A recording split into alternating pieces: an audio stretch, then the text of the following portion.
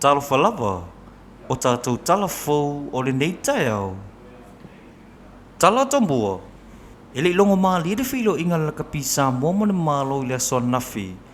Ina wasi isi e lunga si ufonga ni susuir komiti fa afoy la kapisa mo. Manisi lo man nao, wa tatawa na suir pulengo la kapisa mo. O le mata upule ni pe no silafia. O finangalo ni le malo, ina ia sola upule ni le pulengo la kapisa mo. Mai la tau, o lo fina watu, wa tatawa na suir pulengo la kapisa mo. O le fiongo ile li lo ye ya mata feo jo te la tu. Ele leva talua i nei on wha mawai met komiti wha afoio la kapisa mo. Leana mon mawina ile la fina nga mateta i fono le tō mawat komiti wha afoio o yei nei. O na mulau ulba pali i samiliota. Wha apea i ma se tasio suir komiti wha afoio. Ia fale mawai nga titi mai ata fua. O le mai taua tala fau ni mata o polo vevesi ai nei la tau nei masuir la kapisa mo. O le manana o leo i la tau nei.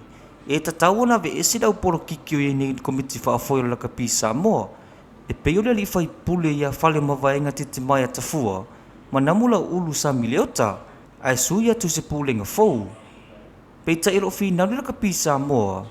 E ei fai nga wha awai wha atonton wenga la kapisa mo. O le mata upule nei na sau noai fo ila li pan mia ia laudan malia toa taluai nei. Wa tatawa na suir pule nga la kapisa mo. Peita i whainga whaawai lawa i la kapia lalangi, the word rugby. E le tatau wai ona ai nai fua le malo le pūlengo la kapi. E tatau lawa na tuto a tasi.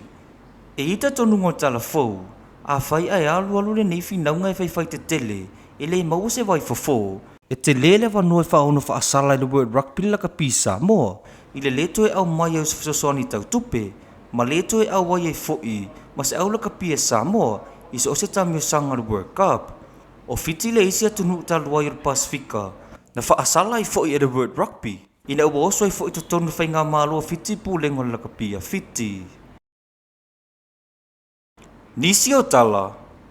Bo whaalau i loalo i na mtanga ringa puna o whane nā tua mati o se o manga Samoa. E la tau whai ngā whaavai. E wha asai wha o ngā ino plastik. Iso se polo kalame. Ma wha atasinga so o se mtanga ringa le malo. O le nei whalau i loa, na whai le asolo na whaalwai asolo si o manga, le na tau la i pūrea ino o tau tau matapinanga mo whalawlawe whafosei. I lalo le nei whai ngā whaawai, o le aleto i whaatanga i nei plastik, e pei o straws, i puunga, si pungiunga, pusa tau mawha, matanga pepa plastik, i poloka lame matanga ruenga. Na taha ua le MNRE, o le nei tau mawhainga, e fsosoa ni puipuinga o si o manga marisami, a toa ai mare whaalawilo ino ise au walanga whatau lima e suia i plastik o le nenga ruenga o loo lango ina fo i Pacific Ocean Nita Project o se polo keti u whaatupe ina malo au se talia ma whaatino ina des prep e whesoasoa ni tama whainga e whaititia i whaonga ino plastik i Samoa. O le asona nafi na whailoa i le ampasal malo Turkey o Meli Karla ma le sui le fono sui tofia ia malia toa moli lua malia toa. O le ame pasale nei on malo Turkey. I wha mau tua i lona ofisa i Wellingtone. O le maasina o berilo tausanga ta siva fitu iwa. Na amata mai riso o tangon malo Turkey ma Samoa. Ta uanang pasale nei o Turkey. E wha wau pere whia ngai nga Samoa ma Turkey. Wha apea fo i Turkey. Manisi atunu o Pasifika. Wha alia i Karala. O Turkey le tani malo o di COP31. I de maasina November o le tausanga le nei. Whaalia fwere nganga fia o le sui o le fono sui tō fia ia malia toa. Ma ia whaalia ai. O le whidiwhidinga o Karala ma ampasa. Wa mauti noa le whamalosia i pēr whai ngā wō. Malenga lulu e whaatase o Samoa mo Turkey. Tala mulimuli. E tau fia i leo au se tā lia matu la i lumar wha amis nonga le vai aso nei. Se tasi o li Samoa sa ta alamo mo le awar wala pis au se talia. O tipi one. I se li poti man newspaper Sydney Herald. Na ta uai.